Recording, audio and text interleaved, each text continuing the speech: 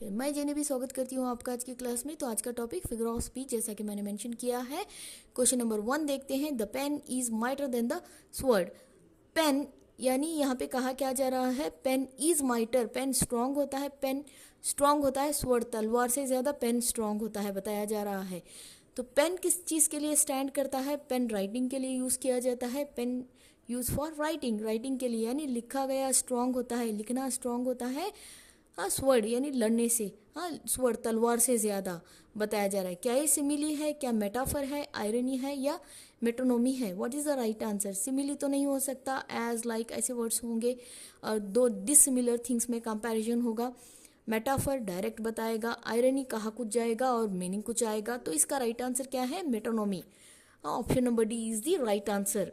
तो मेटोनोमी क्या होता है? मेटोनोमी में किसी भी ऑब्जेक्ट को रेफर करते हैं और पेन जो कि लिखने के काम के लिए यूज़ किया जाता है, इसे घुमा फिरा के बताया जा रहा है कि पेन स्ट्रांग होता है। कहावती पेन स्ट्रांग होता है, किससे ज़्यादा सब्सिट्यूट किया जा रहा है यहाँ पे, ठीक है। पेन को किसी यहाँ पे कम पे बताया जा रहा है कि देन यानी स्वॉर्ड से ज़्यादा, तलवार से ज़्यादा स्ट्रांग होता है। It remain loyal. For example अगर इसका और एक एग्जाम्पल दे देती हूँ। I remain loyal to the crown. Crown क्या होता है? किंग या क्वीन को कहा जाता है। तो मैं लॉयल रहूँगी किंग या क्वीन के प्रति, यानी आई रिमेन लॉयल। तो ऐसे वाले words, pen is mightier than the sword, यानी पेन हाँ स्ट्रॉन्गर है, बहुत ज़्यादा स्ट्रांग है, किससे ज़्यादा? स्वॉर्ड से ज़्यादा, तलवार से ज़्यादा, इसका अर्थ होगा। I hope you understood. चलिए अगला क्वेश्चन देखते हैं। क्वेश्चन नंबर 2 देखिए। Truth sit upon the lips of dying man, यानी कहा क्या जा रहा है यहाँ पे? ट्रुथ, सच्चाई बैठती है, कहाँ पे बैठती है? मरने वाले आदमी के लिप्स के ऊपर। क्या ये पॉसिबल है? No, it's highly impossible. हाँ, सच्चाई क्या क्या चल के बैठ सकती है? नहीं। हाँ, तो जब भी ऐसे वर्ड्स यूज़ किए जाएंगे, truth sit upon the lips of dying man, या आप कह लो नेसेसिटी इज़ द मदर। क्या नेसेसिटी मदर बन सकती है? Necessity is the mother of invention. या the night is dancing with me, night dance कर सकती है। ओके, तो ऐसे वाले वर्ड्स होते हैं। तो ये क्या होते हैं? पर्सोनिफिकेशन, ठीक है, personification. The right answer is personification, ठीक है, जहाँ पे भी पर्सोनिफाई किया जाएगा, पर्सन के जैसे बताया जाएगा। ट्रुथ नहीं बैठ, ट्रुथ जाके लिप्स के ऊपर नहीं बैठ सकता, ठीक है, नाइट डांसिंग नहीं कर सकती। एक्सक्यूज, चलिए, हाँ option number D is the right answer. चलिए अगला क्वेश्चन देखते हैं। Question number 3। Question number 3। So innocent are so cunning simple. तो यहाँ पे देखिए इस क्वेश्चन में यहाँ पे दो अपोजिट चीज़ें, दो अपोजिट कॉन्ट्राडिक्ट आइडियाज़ को, अपोजिट आइडियाज़ बताया जा रहा है यहाँ पे, ठीक है। हाँ, दो अपोजिट आइडियाज़ को बताया जा रहा है। तो यहाँ पे दो अपोजिट आइडियाज़ को बताया जा रहा है। एक ऐसा फिगर ऑफ स्पीच है जहाँ पे अपोजिट वर्ड्स या आइडियाज़ को हाँ आर केप्ट टुगेदर, मिला के बताया जाएगा, एक ही सेंटेंस में बताया जाएगा। तो यहाँ पे देखिए ये ऑक्सीमोरॉन है, आयरनी तो नहीं हो सकता, आयरनी में कहा कुछ जाएगा, मीनिंग कुछ आएगा, ठीक है। सिमिली भी नहीं। पर्सोनिफिकेशन अभी अभी मैंने बताया है, ह्यूमन की क्वालिटीज़ ह्यूमन के जैसे बताया जाएगा, ठीक है। तो ऑब्जेक्ट को ह्यूमन के जैसे बताया जाएगा। तो ये क्या है? ऑक्सीमोरॉन है। ऑक्सीमोरॉन में क्या होता है? अपोजिट आइडियाज़ को बताया जाता है। Opposite ideas, for example it is open secret, ठीक है, इट इज़ ओपन सीक्रेट कहोगे तो ये क्या है? It is oxymoron.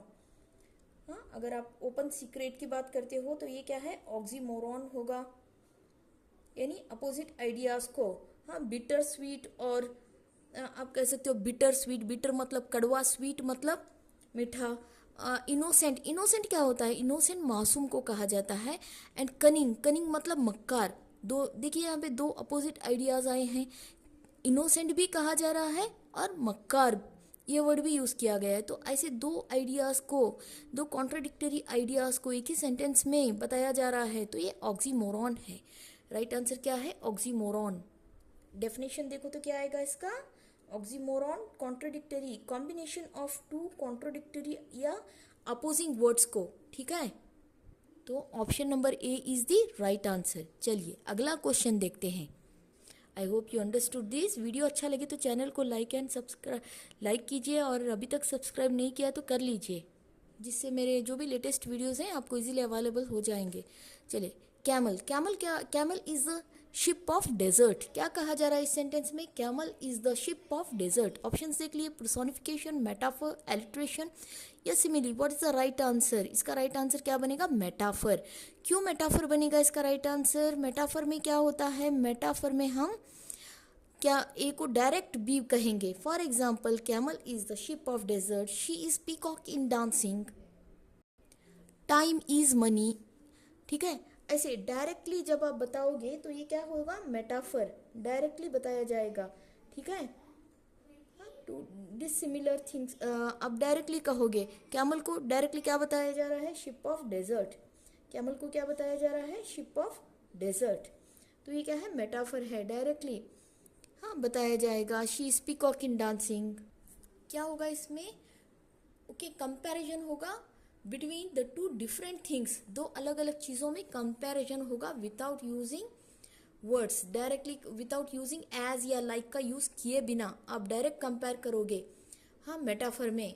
For example, अगर आप इसका एग्जाम्पल देखोगे, बॉब इज लॉयन, डायरेक्ट कहोगे। Okay, time is money, direct कहोगे। तो जब आप ऐसे डायरेक्ट कहोगे तो ये मेटाफर है। हाँ, लाइफ इज ड्रीम, ऐसे आप कहोगे। शी इज एन, या आप ऐसे कहो, हाँ life is dream, time is money.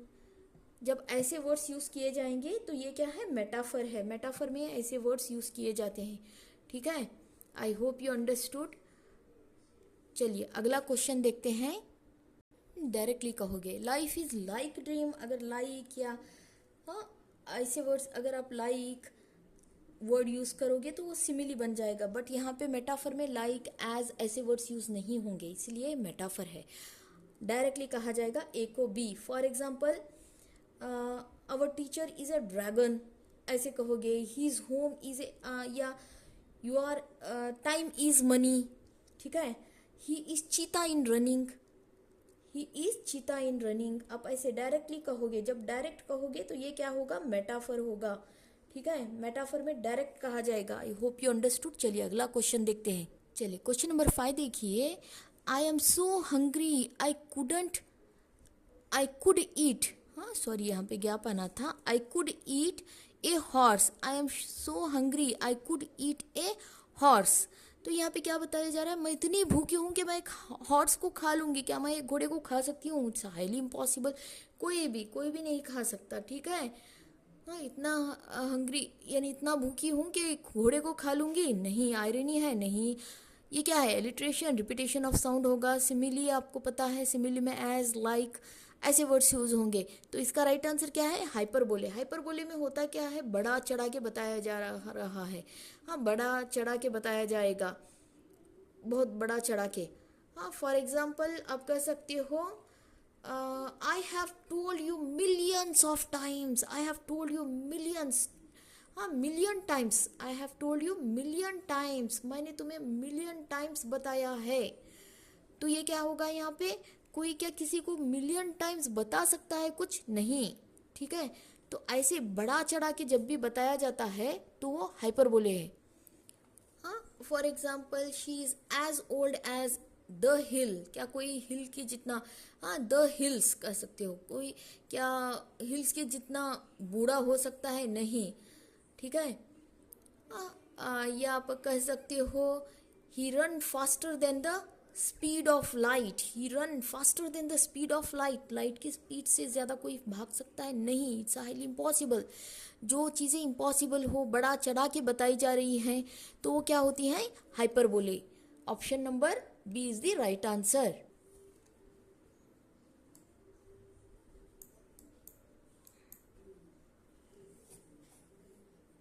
Option number B is the right answer. चलिए अगला क्वेश्चन देखते हैं।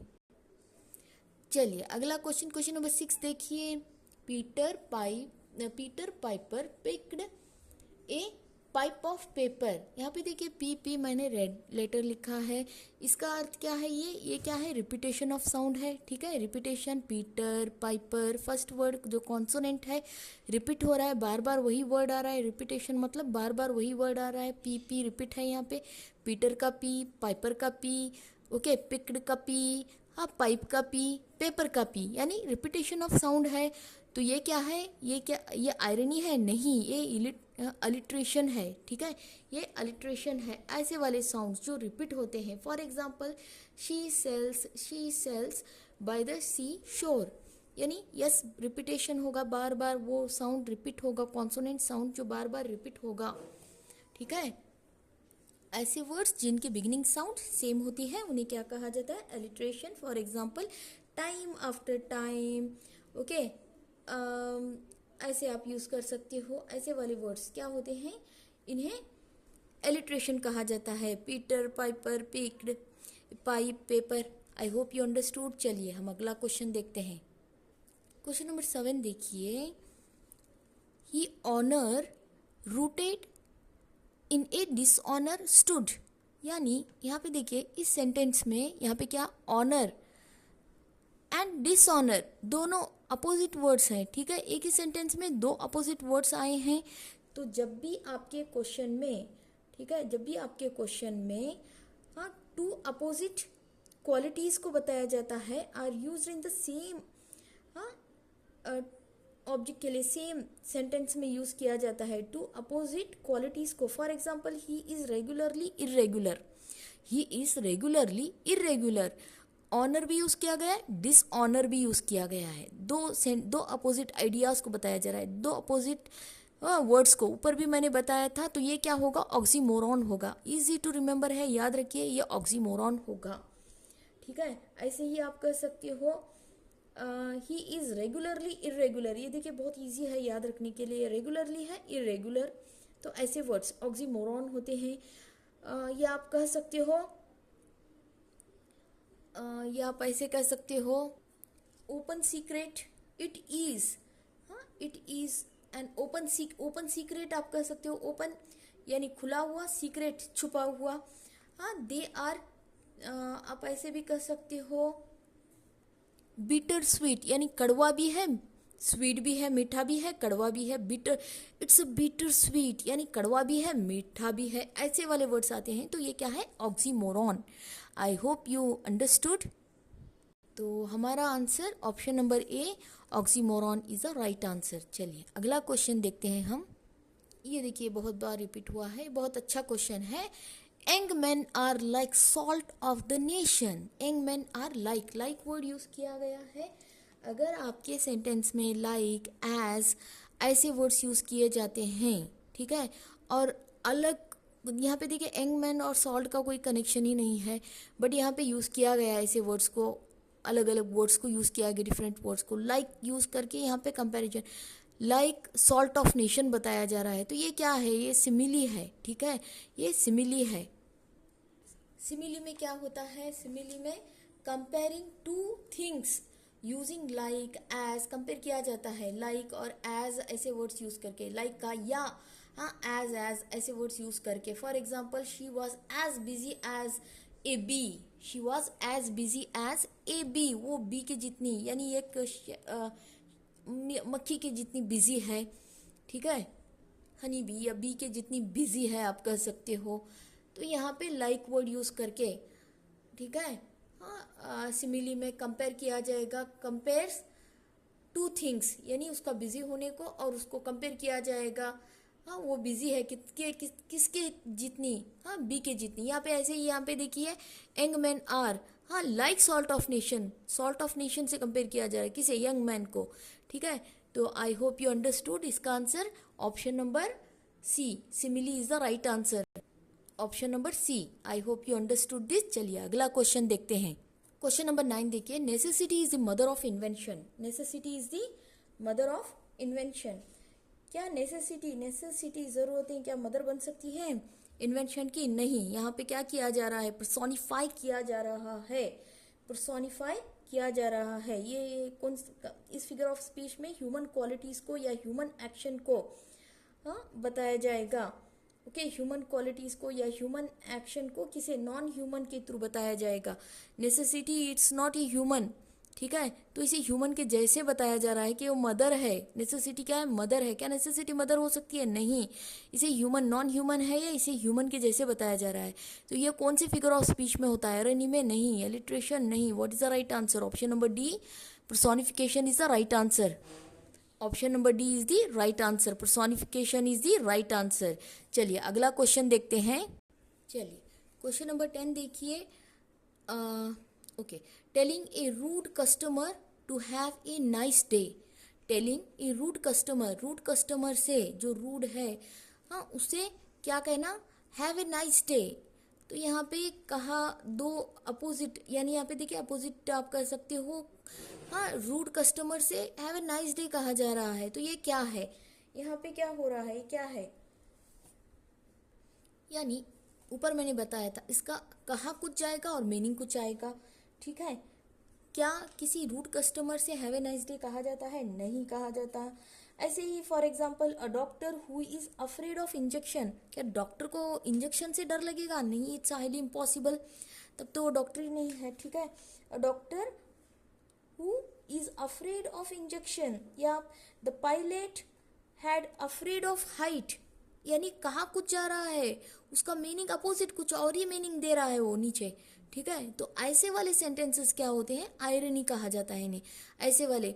ठीक है, हाँ, pilot had fear of height, pilot है जिस जो कि हाँ उड़ान भरता है उसे ही हाइट से फियर है, या डॉक्टर है जिसे इंजेक्शन से फियर है, या टेलिंग ओके कहा जा रहा है रूड कस्टमर से, ओके जो बहुत ही रूड है, ऐसे कस्टमर से, रूड कस्टमर से क्या कहा जा रहा है, have a nice day, it's impossible. ठीक है, तो जब ऐसी चीज़ें कहे, ऐसी चीज़ें आपके सेंटेंस में आए, ऐसी बातें कही जाए, तो ये क्या है, आयरनी है। Irony is the right answer, option number A.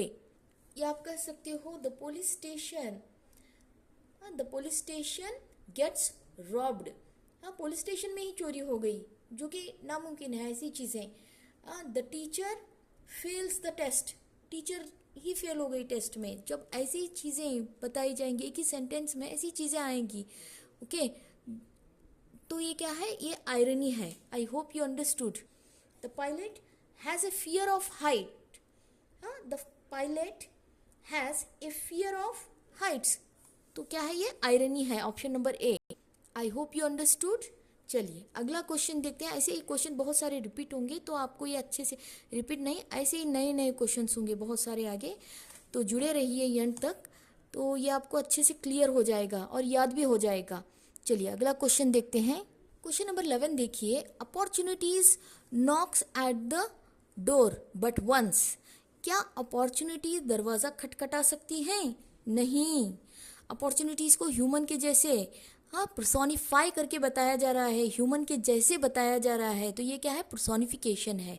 Option number D is the right answer. I hope you understood. Option number D is the right answer. ठीक है, personification is the right answer. चलिए अगला question देखते हैं। चलिए question number 12 देखिए, बहुत अच्छा क्वेश्चन है। Better late than never, better late than never, ये क्या है, यहाँ पे देखिए, हाँ देरी से, इसका अर्थ क्या होगा, बेटर लेट देन नेवर, देर आए लेकिन दुरुस्त आए। ठीक है, देर आए लेकिन दुरुस्त आए, इसका अर्थ होगा।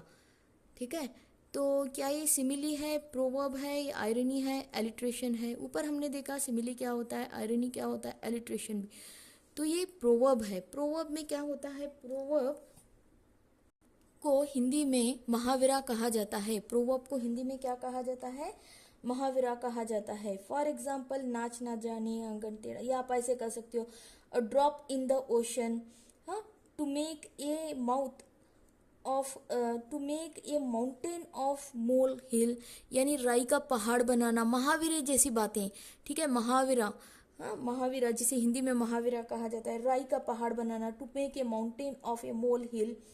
हाँ, blood is thicker than the water, हाँ blood is thicker than the water. हाँ, या all wells that end wells, ऐसे वाले वर्ड्स जहाँ पे आपके, अगर आपके सेंटेंस में आते हैं। यहाँ पे देखिए, बेटर लेट देन नेवर, इसका अर्थ क्या होगा, देर आए दुरुस्त आए, ये एक महावरा है। तो ऐसे वाले जब आपके सेंटेंस में ऐसे वर्ड्स आते हैं, ऐसे सेंटेंस आते हैं, तो ये क्या है, प्रोवर्ब है, इन्हें प्रोवर्ब कहा जाता है, यानी महावरों को प्रोवर्ब कहा जाता है हिंदी में, इंग्लिश में। हाँ, महावरे को प्रोवर्ब कहा जाता है इंग्लिश में। ठीक है, चलिए एग्जाम्पल्स मैंने क्या बताया, राई का पहाड़ बनाना, हाँ, ऐसे वाले वर्ड्स, राई का पहाड़ बनाना, नाच ना जाने आंगन टेढ़ा, या ब्लड इज थिकर देन, या वाटर, या हाँ ए ड्रॉप इन द ओशन। हाँ ठीक है, ऐसे वाले वर्ड्स, ओशन समंदर में एक बूंद, ऐसे all wells that end wells, ठीक है, या joy and sorrow sleeps in the same bed. तो ये सब क्या है, ये मुहावरे हैं। ऐसे वाले ये सेंटेंसेस क्या होते हैं, प्रोवर्ब होते हैं। I hope you understood this. चलिए अगला क्वेश्चन देखते हैं। ये क्या बताएंगे, कॉमन ट्रूथ, या आप कह सकते हो विजडम, समझदारी की बातें बताएंगे, ठीक है, ऐसे सेंटेंसेस में आप देखेंगे, ठीक है। चलिए अगला क्वेश्चन देखते हैं। They fought like cats and dogs. ये देखिए यहाँ पे इस सेंटेंस में क्या कहा जा रहा है, दे फाउट लाइक, वे लड़े कैसे, कैट्स एंड डॉग्स के जैसे।